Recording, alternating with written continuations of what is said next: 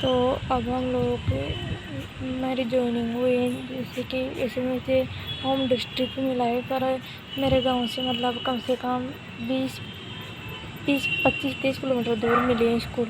तो वहाँ से मेरा रोज़ाना आना जाना तो नहीं होता। और मैं जैसे कि मेरे ज़िले में रहती हूँ, क्योंकि मुझे तैयारी करनी थी, तो तैयारी और कुछ घर की सिचुएशन भी ऐसी थी कि मुझे मतलब घर पे नहीं रह सकते थे और तैयार यहाँ पे आ गए थे। तो मतलब मेरे ज़िले से तो जस्ट वो गांव है ना, कम से कम 10 15 किलोमीटर दूर ही पड़ता है। मतलब यहाँ से डिस्ट्रिक्ट पास में पड़ता है और मेरे गांव से तो 20 30 किलोमीटर ज़्यादा दूर है। तो अब या तो मैं यहाँ से रोज़ाना आना जाना करूँ, क्योंकि वहाँ यहाँ पर से आने जाने के लिए बस अवेलेबल है जिस टाइम से स्कूल खुलती है, क्योंकि मुझे वो शिक्षा विभाग मिला था और स्कूल 7 बजे खुल जाती है। तो 4th ग्रेड वालों को तो 7 से पहले ही जाना होता है, क्योंकि अभी मुझे आज जस्ट वहाँ पे जो एक दूसरी लेडीज़ लगी है, उसकी मतलब वो मुझसे शायद 4 5 साल बड़ी है। तो उसके भाई का फ़ोन आया था, क्योंकि इधर भी मेरे भाई के फ़ोन नंबर लगाए हुए थे मैंने। तो उसका कॉल आया था कि आपकी मतलब सिस्टर और ये मेरी सिस्टर जो यहाँ पर साफ़ सफाई करने वाले आते हैं ना, तो उसको अगर मतलब थोड़े थोड़े कर, जैसे कि ये सरकार पैसे देते हैं इतने ही अगर दे दे, तो मतलब आप लोगों को साफ़ सफाई नहीं करनी पड़ेगी। तो मैंने बोला फिर भैया को कि हम बाद में देख लें, क्योंकि अब ये देख लो 10,500 तो वैसे ही मिलेंगे। और वहाँ जाकर रहूँ तो उसका खर्चा लगभग 4 5 हज़ार, तो वहाँ का खर्चा बैठ जाएगा। और 15 से 2 हज़ार उसको दूँ अलग से, 6 7 हज़ार वैसे हो गए। और थोड़ा बहुत खर्चा वैसे हो जाता है। तो ये देख लो, इसमें तो ऐसे तो कुछ बचने का कुछ है नहीं। और मुझे समझ में ये नहीं आ रहा कि मैंने अभी तक तो ज्वाइनिंग की नहीं, उसके पहले ही वहाँ से मतलब शायद स्कूल वालों ने फ़ोन नंबर दे दिए होंगे कि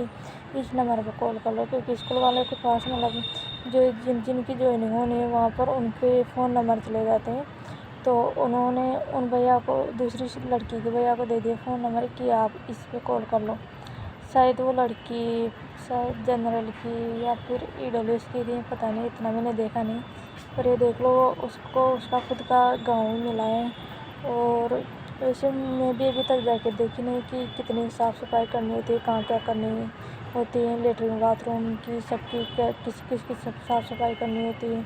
वैसे वहाँ सफाई कर्मी नहीं है, तो झाड़ू पोछा तो करना पड़ेगा, क्योंकि ये देख लो वैसे भी अब वो अगर वहाँ जो वो लेडीज़ काम करने आती थी वो 3 4 हज़ार में काम कर रही है वहाँ पर। और हम लोगों को भी अभी अब लोगों के ये एग्ज़ाम दे के लगे हैं, तो वैसे ही वो पशु परिचर वाला हिसाब हो जाएगा ऐसे तो। कि मतलब स्टूडेंट जब भी बहुत ज़्यादा लफड़ा हुआ था कि स्टूडेंट काम करना नहीं चाहते, तो अब मैं तो जाके मैं सोच रही हूँ कि वहाँ पर जो दीदी है जो मेरे से पहले ज्वाइनिंग कर ली, क्योंकि उसके शायद तो उन्होंने पता नहीं कैसे डॉक्यूमेंट्स बना लिए इतनी जल्दी, मेरे तो अभी तक बन भी नहीं रहे हैं। तो मैं सोच रही हूँ कि उसे जाकर बोल देते हैं कि आपकी थोड़ा बहुत जैसे आप मिल बांट के काम कर लेंगे ना, तो इतनी और नहीं ज़्यादा प्रेशर है, क्योंकि अमन वैसे सैलरी 2 साल तक बहुत कम है। अब इसमें से भी अगर इतने पैसे अगर इनको जो यहाँ पर लोकल काम कर रहे हैं उनको देंगे तो वैसे क्या बचेगा। और उसके तो शायद इतनी कोई समस्या है नहीं, क्योंकि उसका तो खुद का गाँव है और वो तो वहाँ से आ जाती है। और मेरा तो यहाँ से दूर है, तो मुझे जाने में भी ये देखो, अगर मैं जाऊँगी तो उसमें भी पेट्रोल का खर्चा हो ही जाता है, और एक जना तो ले जाने वाला होता है। तो एक जना वैसे ही एक के चक्कर में दूसरा बैठा रहे। इससे अच्छा तो मैं सोच रही थी कि मैं वहीं पे जाके रह लूँ, क्योंकि जहाँ तक मैंने देखा है कि मतलब वैसे तो उस गांव में मेरे भी बहुत सारे जानकार हैं, मेरे भाइयों के, मेरे फैमिली के बहुत सारे हैं, क्योंकि बहुत ज़्यादा मतलब दूर तो है, पर ये देख लो ज़िले के आसपास के गांव में कोई ना कोई रिश्तेदार तो निकल ही जाती हैं। तो वहाँ जाके या तो रहना ठीक रहेगा, क्योंकि अभी बारिश के मौसम में रोज़ाना यहाँ से आने जाने में बहुत ज़्यादा परेशानी होगी। और रही बात काम करने की, तो मुझे ये मतलब बहुत ज़्यादा बुरा लगा कि उन्होंने जस्ट में ज्वाइनिंग भी नहीं करी, उसके पहले उन्होंने कॉल कर दिया है नंबर लेके वहाँ से कि आप झाड़ू पोछा किस हिसाब से करेंगे, जबकि ये देख लो मुझे टाइम लग सकता है, तो मैं अभी से ही क्यों दूँ? क्योंकि अगर वो देख लो, अगर उन्होंने तो 1 तारीख से चालू कर दी उसकी जो नॉर्मल वो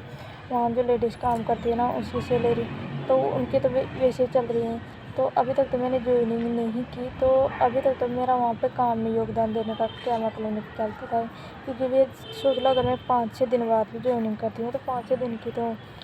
वहाँ तो मेरा जब मैंने जॉइनिंग नहीं की मेरी सैलरी नहीं आएगी, तो मैं किस बात के पैसे दूँगी। तो ये है, और पता नहीं अब वहाँ के स्टाफ कैसे हैं, क्योंकि वो मैंने पहले ये सोचा था कि मैं गर्ल्स हूँ तो गर्ल्स की स्कूल लगा देती हूँ, तो उसी स्कूल में तो आया नहीं, क्योंकि ज़िले में मतलब मेरिट बहुत ज़्यादा गई है। जो मेन सिटी है उसकी तो मेरिट बहुत ज़्यादा गई है, और जो गाँव है ना उसकी थोड़ी बहुत कम गई है। तो मुझे इसी हिसाब से मुझे दूसरी सिटी जाके मिली है। और हम देखते हैं वहाँ के स्टाफ का नेचर और गांव का माहौल, क्योंकि एक अलग गांव में जाके एक लेडीज़ के लिए, वैसे तो मेरे साथ भाई फैमिली भी रहेगी थोड़े वैसे दिनों का, मतलब मम्मी तो वैसे मेरे साथ रह रही हैं और भाई भी रह रहा है, एक भाई और आ जाएगा। वैसे मुझे अकेला तो छोड़ते नहीं, पर ये देख लो दूसरे गाँव में जाकर रहने में परेशानी तो होती है, खासकर लेडीज़ को, क्योंकि मान लो अगर ये मैंने जहाँ लगाई थी वहाँ ही आसपास मिल जाती थी, क्योंकि वैसे भी टाइम बहुत ख़राब चल रहा है लड़कियों के लिए तो खासकर। तो अब सोच देखते हैं, देखिए वो जो मुझसे सीनियर मेरी सहकर्मी होगी उसका बिहेवियर कैसा है, और जिस हिसाब से उन्होंने मुझे आज कॉल किया है ऐसे झाड़ू पोछे के लिए कि ये क्या करना है, इस हिसाब से तो मुझे थोड़ा अजीब लग रहा है, क्योंकि उनको ऐसा नहीं करना चाहिए कि अभी तक मैंने जॉइनिंग नहीं किया और उसके पहले। और रही बात झाड़ू पोछे की, तो अगर जहाँ पर सफाई कर्मी नहीं होते वहाँ पर निकालना ही पड़ता है, तो इसमें कोई इतनी शर्माने की बात नहीं है कि झाड़ू पोछे नहीं करी, क्योंकि अपन लोग घर पे भी तो निकालते हैं, घर के भी टॉयलेट बाथरूम वैसे खुद ही साफ़ करते हैं। वैसे भी वहाँ पर बच्चे हैं और अपने खुद के स्टाफ भी हैं, तो जैसे घर पे काम करते हैं वहाँ पर वैसे भी कर सकते हैं वहाँ पर काम, इतना कोई ये नहीं कि झाड़ू पोछा नहीं करो, क्योंकि जो काम घर पे कर रहे हैं वहाँ वो भी काम वही है। तो और इस हिसाब से अगर अब बहुत सारे बच्चे जो भी लग रहे हैं स्कूल इसमें शिक्षा विभाग में, तो उन सभी को या तो ऐसे ही बोलेंगे, जहाँ पर सफाई कर्मी नहीं होगा वहाँ ऐसे ही बोलेंगे कि आपको ही करना है। तो वैसे ये काम है जहाँ पर सफाई कर्मी नहीं वो होंगे, काम 4th ग्रेड का है, तो ये काम तो करने में कोई ज़्यादा शर्म की बात नहीं है। पर ये देख लो कि आप मतलब कॉम्बिनेशन बना कर अगर दूसरे के साथ रहते हो तो अच्छा रहता है, क्योंकि ये नहीं है कि तुम ज़्यादा कर ले तुम कम कर ले, ऐसा काम होता है ना, तो वहाँ पर फिर मनमुटाव होता है। तो देखती हूँ कि मेरे वो जो सीनियर दीदी हैं उनका बिहेवियर कैसा होता है, और मैं फिर आपको एक्सपीरियंस भी बताती हूँ कि स्कूल में कैसा एक्सपीरियंस होता है, क्योंकि मैंने तो अभी देखा 10th के बाद में स्कूल ही की छोड़ दी ऐसे लगता है, क्योंकि उसके बाद में भी मैं कोचिंग में गई हूँ। स्कूल में तो स्कूल जैसी लाइफ तो मैंने जी नहीं, और मैं चाहती थी कि स्कूल जाने का मौका मिले, पर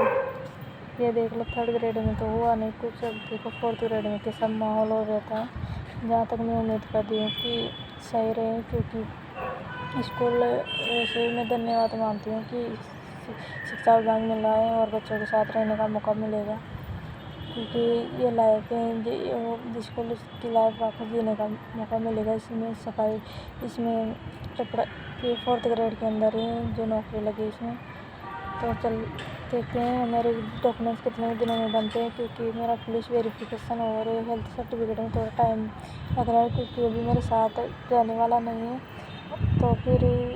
और स्टाम्प भी, और एक बात मैं आपसे और पूछना चाहती थी कि ये जो कोर्ट के स्टाम्प जो अविवाहित हैं विवाहित हैं उनको कितने बनाना है, क्योंकि मैंने किसी से पूछा था उन्होंने 3-3 4-4 बनवा लिए। वो दहेज गुटखा धूम्रपान उसको भी अलग स्टाम्प में बनवा लिया, मैंने किसी से पूछा था। पर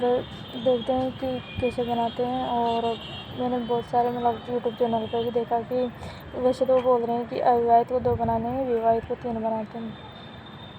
पर देखिए मैं देखती हूँ वहाँ पे जाके टाइपिंग करने वालों को पूछ लूँगी, या तो कि कितने बना के ले गए हैं बच्चे, उस हिसाब से बनवाऊँगी मैं भी फिर।